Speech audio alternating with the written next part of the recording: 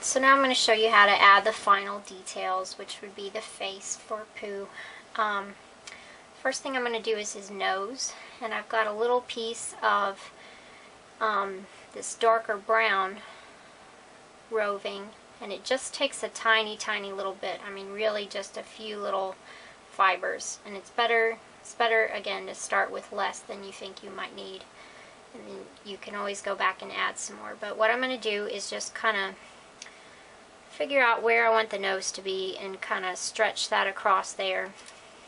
And I'm going to just poke in right around where the nose is going to be. You don't want to poke it all the way across the face. Now once you've got it joined in there to begin with, you can kind of direct the fibers to go where you want them to go. So I'm trying to kind of form a little triangular nose shape here, and the more you press it in, the more small it's going to become, so you may have to keep pulling it back out and making it wider until you get the size that you want. But I'm just basically making a little kind of triangular shape for the nose, and you do want to work this in well so that it doesn't get pulled out, especially if it's going to be a toy for a child, which this one is. So I want to make sure that it's really on there and that she can't accidentally pull it off. So I'm just going to keep working back and forth a bit, and as you do this, you're going to have the same issue come up where you're compressing a certain area so much that it's going to start getting sunken in. So you want to make sure that you work the area around it a little bit too, and kind of keep it compressed the same amount. That's why it's good to build things out a little bit further than you think you want them to be at the very end, because when you do your detail work on top of it, it's going to compress it in further.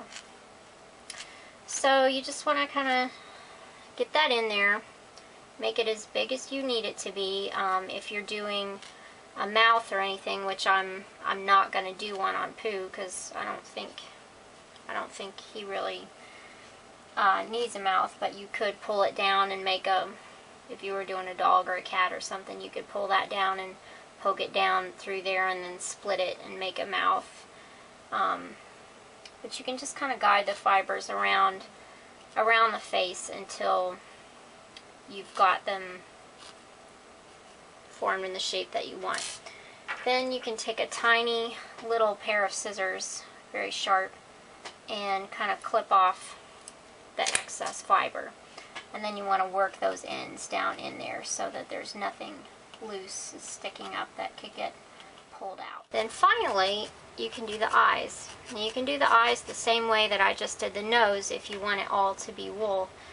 But I kind of like to use little glass seed beads for the eyes, just to give it a little bit of sparkle. You can, if you want things to look very realistic, you can actually buy little glass eyes that look like real eyes from a doll supply store. But I just tend to go with the seed beads. I think they look cute and they look old-fashioned, and they'll work pretty well. So I've just got a needle with black thread here, and I'm going to decide on the placement of his eyes. And Pooh's eyes usually tend to be kind of low and on the side of his face. So what I'm going to do first is just kind of position where I want the eyes, and I'm going to pull the thread through to get it started, because I don't want that big knot sticking out of the side of my bead. So now that I've got it kind of sunken in there, I'm going to look at my seed beads.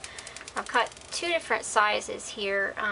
This is a larger one, and that looks pretty good. Can't hold on to it tonight. That looks pretty good. I've also got a smaller bead, and I want to see how that looks.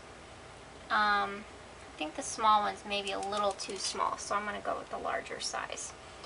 But you're going to thread it onto your needle, and just go back right in next to where you came out to begin with, and pull it tight. Make sure you don't get your thread all tangled up. And as you pull it in, you can kind of position it however you think it looks best. And then when you come back through the other side, you can pick up your second bead and go ahead and set it in. I like to go through each side a couple of times to make sure I've got a good grasp on both of the beads, because since this is going to be a toy for a little girl, I want to make sure that they're on there pretty securely, and that they're not going to be coming off and be a choking hazard or something. If you're worried about that, you may want to use just the wool roping to make the eyes, because then you don't have to worry about it being a choking hazard or anything. But this girl's old enough that I don't think that's going to be a problem. So I'm just going to go back and forth through here a couple more times. And I want to make sure that the eyes are not just kind of laying on top of the face and sticking out. I want to pull the thread pretty tightly, not tight enough to where it's going to break, but tight enough to where it's going to kind of pull the bead down into the fibers and kind of set it down in there so it looks like it's sticking down in his face and not just laying out on the surface. And you want to try to hide your threads as best you can.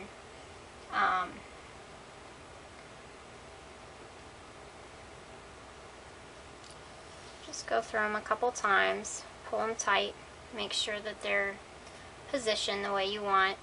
You don't want to get them sunk too far in there because you don't want them to not show up.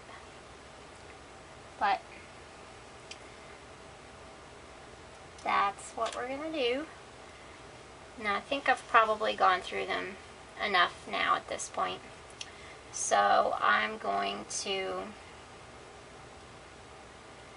actually going to go through the back, and if I can find my needle here, he's kind of thick. I'm going to go out the back of his head, and I'm going to tie my knot back here.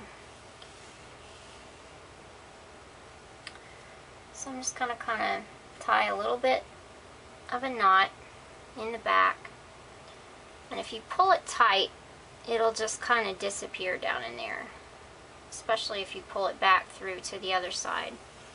And pull it in, and then you can cut it. I like to leave a tail because you don't want to cut it right next to your knot. So if you pull the tail back through the body, it'll just kind of disappear in there, and it'll help hold that in there. And if you can see any of the thread sticking up, you can just kind of tuck it in like this.